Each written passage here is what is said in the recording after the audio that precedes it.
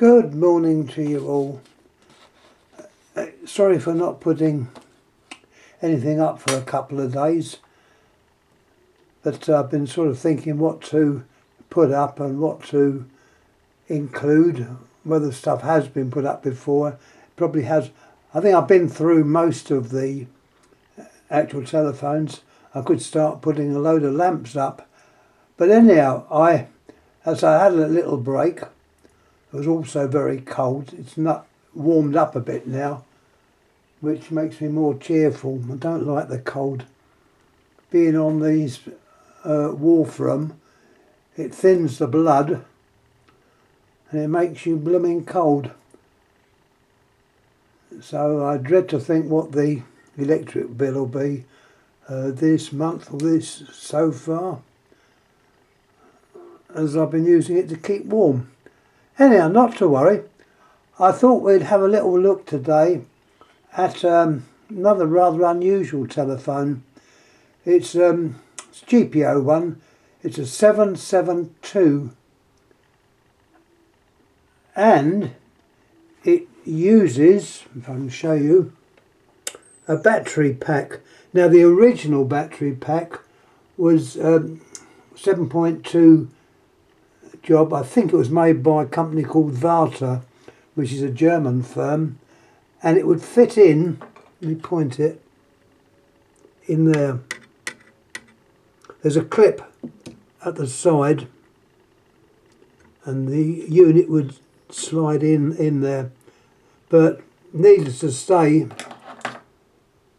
these units, if you can get them, are probably like hen's teeth, being quite rare, and if you did get one, you'd probably have to try and get inside to change the cadmium the cadmium rechargeable batteries. So what then I managed to find a little pack which makes up to the correct voltage. I think I put the voltage down as 7.2, and that's wired in, and it will in fact fit in to the space. Let me see if it does.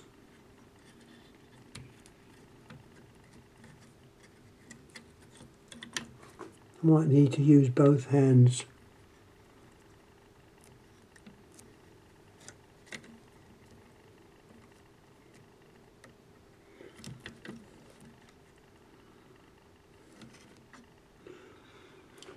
Well, that sat it in there. I think it'll need a little strap. Yeah, another sticky strap just across there, so it actually holds it in. At the moment it could drop out and become loose, so that would need just a little bit of insulating tape on there going around the back, so it's like belt and braces. You've got yourself double-sided tape plus a piece of insulating tape on the outside to hold it in. The terminations were all made by joining them together to get the correct voltage, and the terminations are on this little block. This, funnily enough, it's quite a well-made phone. When I say well-made, well, it's got the standard 746 type, but it's the other bits that are on it. This obviously used the line power to keep the batteries charged up. If you unplug it and let the batteries run down, it's going to take a few hours to bring the batteries up so that you can use the keypad, which is pulse. This keypad's pulse. And look at all the electronics that go with it. It's quite a well-made phone, look. You've got the good old-fashioned type transistors, which when this was made, it started life 1977. That's where it first saw life. and it was put out as a field trial to the Bristol and Glasgow areas. Why not London, I don't know, but that's what happened. It was brought out in Bristol and Glasgow.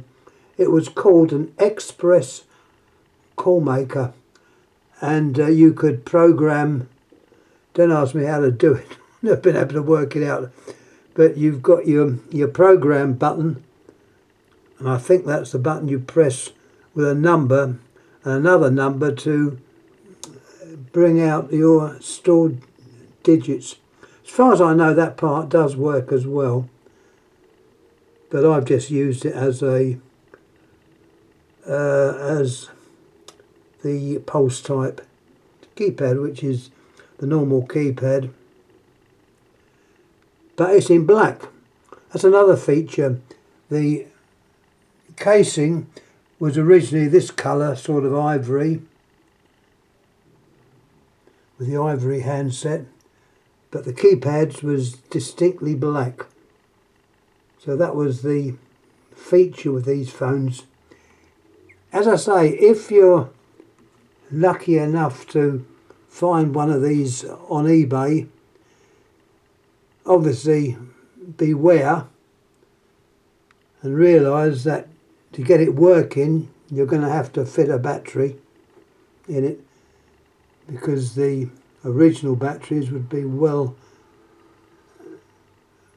not usable.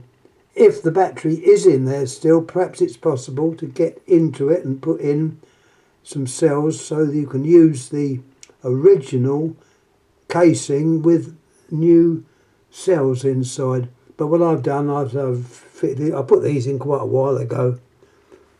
You see, it's been upstairs in the collection. Now let's have a little look. Oh, by the way, before I do, I noticed this phone wouldn't work on my line. Well, I say couldn't work. It works, but when you get a ring back, it ring trips. So as you can see down there, it's a 3.3k resistor, which I've normally said in the past, don't really need it, but on the Virgin system, you do. It doesn't support too many ringing circuits being connected to the line. So we'll have to see if that works now. You get the old ring back on 17070, and it rings you back. Well, what this was doing, it just gives you one ting and it ring trips. So I will try that. That normally gets over any problems. Now let's have a look at the back, or the other side, not the back. It's quite a heavy phone as well. Chips with everything, not just fish and chips. It likes its chips. As I say, we saw the transistors. You've got a ferrite. That is a toroidal transformer made of ferrite. Look further round.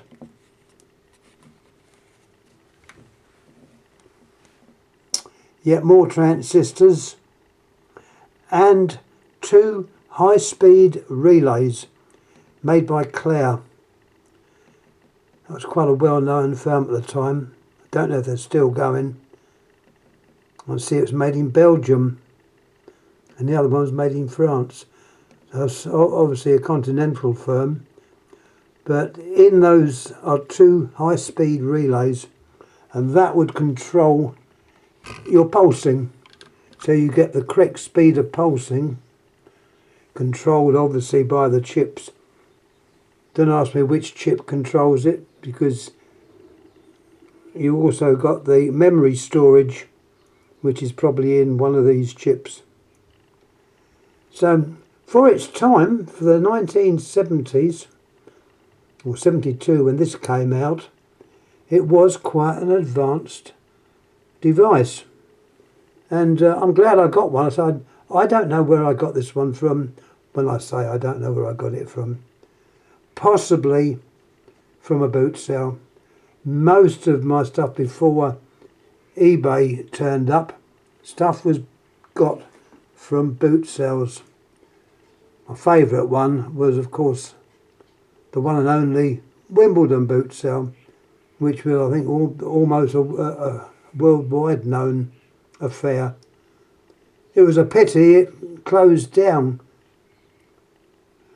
to build, I think, I don't know whether it was a football ground or to build flats. Great pity as far as I'm concerned, because it was always waterlogged. That land seemed to be constantly needed draining. Anyway, I'm drifting away from what I'm supposed to be talking about. I think that is more or less all. I'll show you what's on the bottom. Let's turn him over.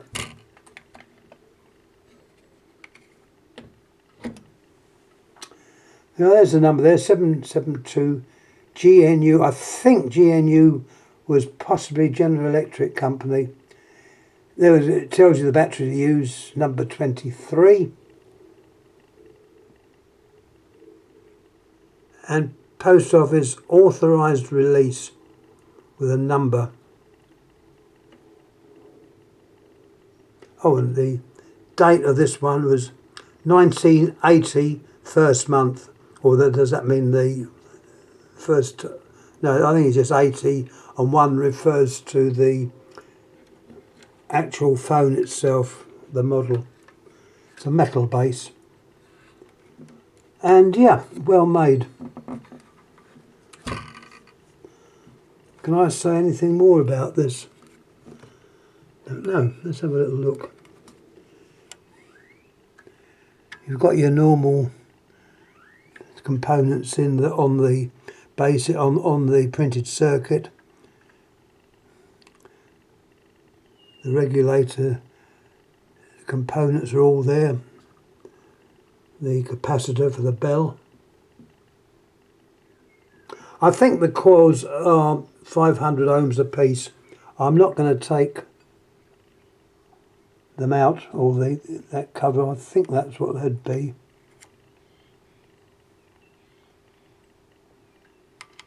Another capacitor the other side. So one of those capacitors would be for the bell circuit. And you've got your induction coil down there. On the side you've got a little micro switch, if I can pick it up. Yeah, that little orange thing's a micro switch which operates to the cradle. Anyhow, that is more or less it. In very good nick again. Could probably do with a bit of a clean, a little bit of wax polish, or good old Mr. Sheen. This is a good thing to use. I like this.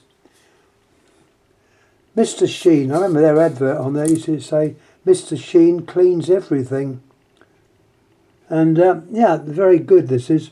And also, the lead, the line cord and that, could do with a bit of a clean up as well. So yeah, there's still a little bit of work to be done on this phone, but basically it's sound, and I think that's more or less it. Oh, I'll show you what I often say about these screws which hold the case on. They're a captive screw with a spring. This one's still got it, so it was lucky. So when you take these screws out, only release them till they're free. Don't over release them because you'll lose the nut and you might have a job getting it back in. So there's the screw.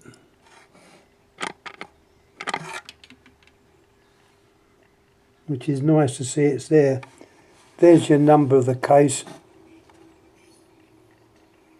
The number of the case. There's no diagram in here, but the rest of it is all there. It's got the keypad type of insert. Originally it would have been the normal circular dial, but this has been changed with the keypad insert. Anyway, I'm going to shut up now. I've been talking too long. Any comments, please make.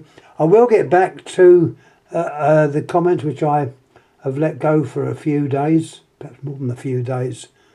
There's some very good comments have come up on the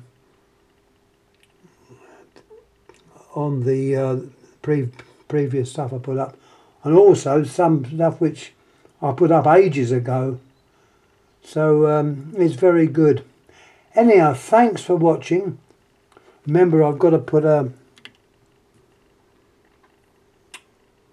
tape just across there to hold that in, which I can do now. And we should be working, and hopefully with the 3.3 k ohm resistor, hopefully it'll ring and not trip the whole system. Anyhow, thanks for watching. Just recapping, this is a 772 called an express call maker, brought out in 1977, supplied to the Bristol and Glasgow areas on field trial. And this one, as I believe I said this model was made in the 80s. I think it was made by a General Electric company. So that is more or less it. Thanks again for watching. Any comments, please make. As I said, we'll get back to you all. Thanks again. Thank you.